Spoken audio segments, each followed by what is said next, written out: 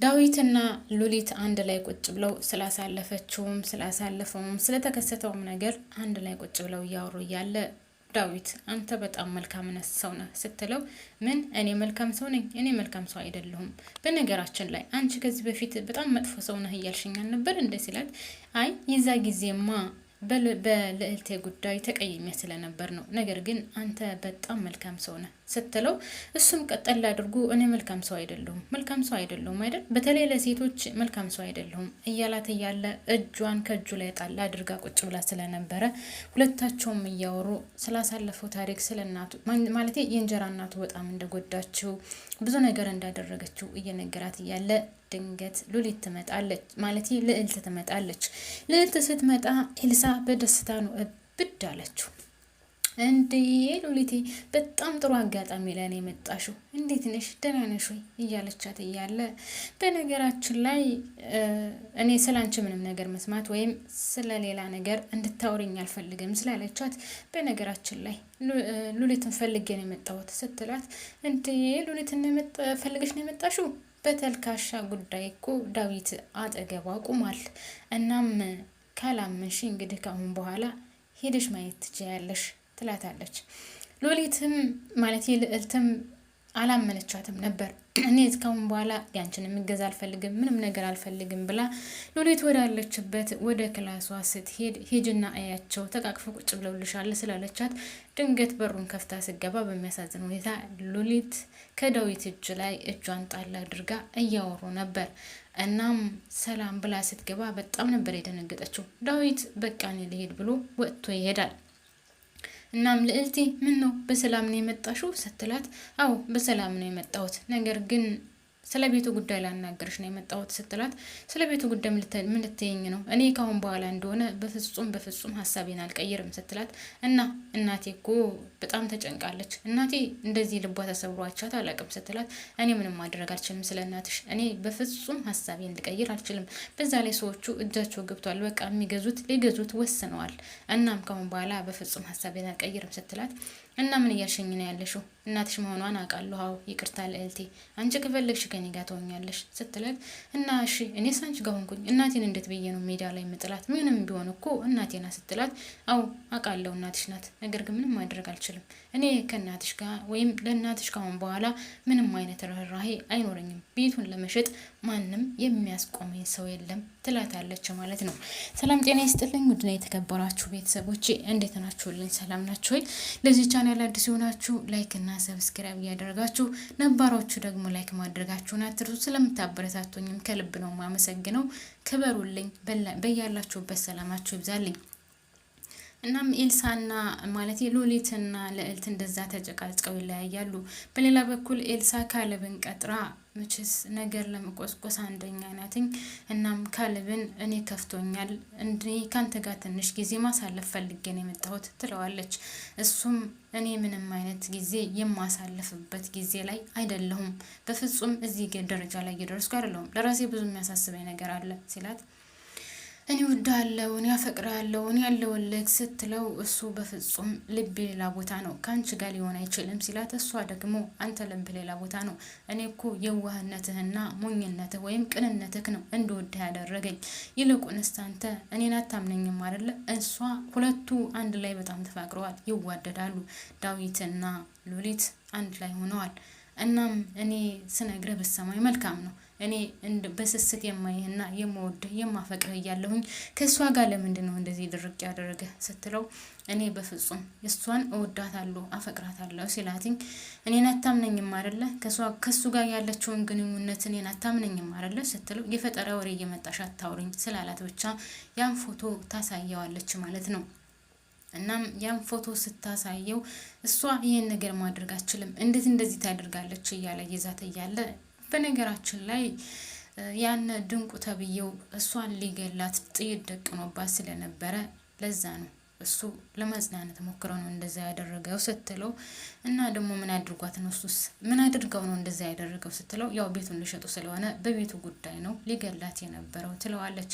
እሱም ያም ሆነ ይህ እንዴት እንደዚህ ያደርጋሉ እንደዚህ ሊሆን ቻለ እያለ እሷ ግን እኔ በስስት ነው የምወድህ በስስት ነው የማፈቅርህ ለምን ከኔ ጋር አትሆንም እያለችው እያለ እሱ ትቷት ይሄዳል።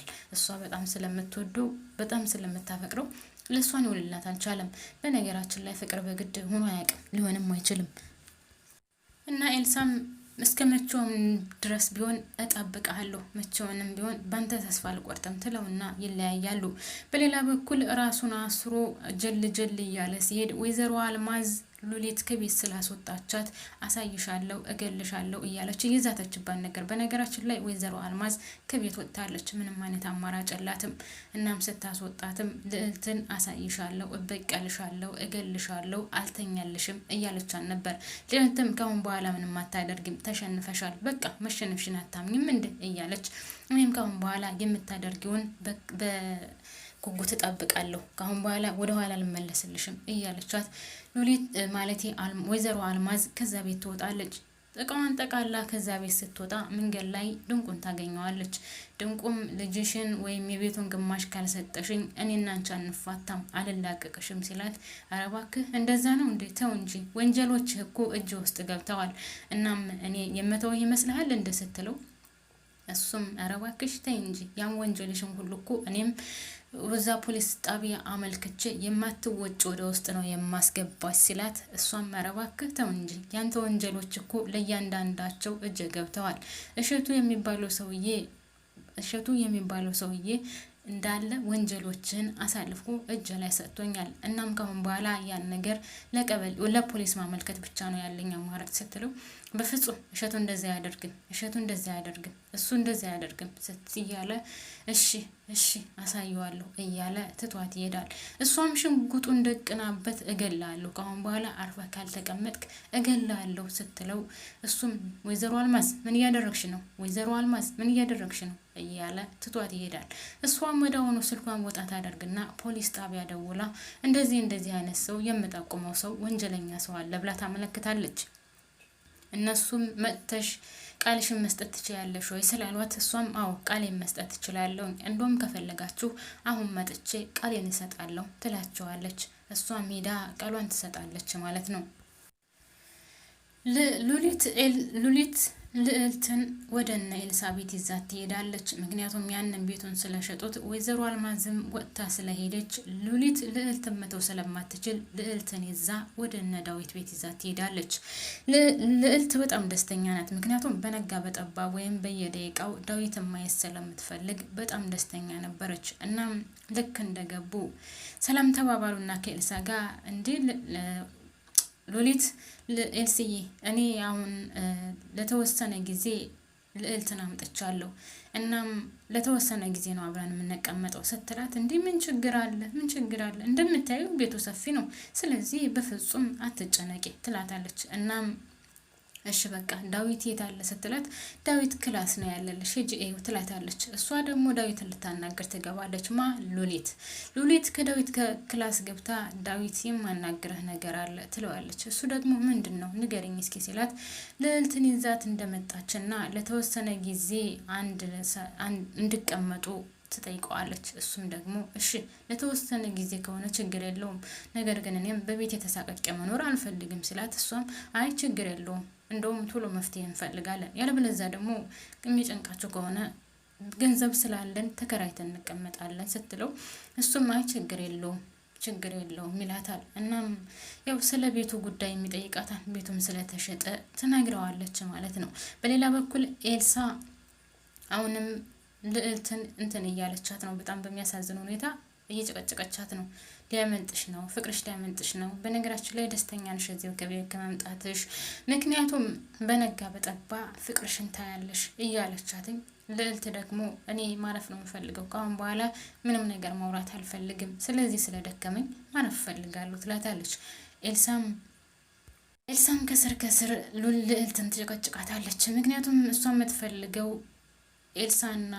ልዕልትና ዳዊት አንድ ላይ እንደሆኑ ነው። ከዛ በኋላ ሁለቱም ማጣላት ነው ስራዋ። በሌላ በኩል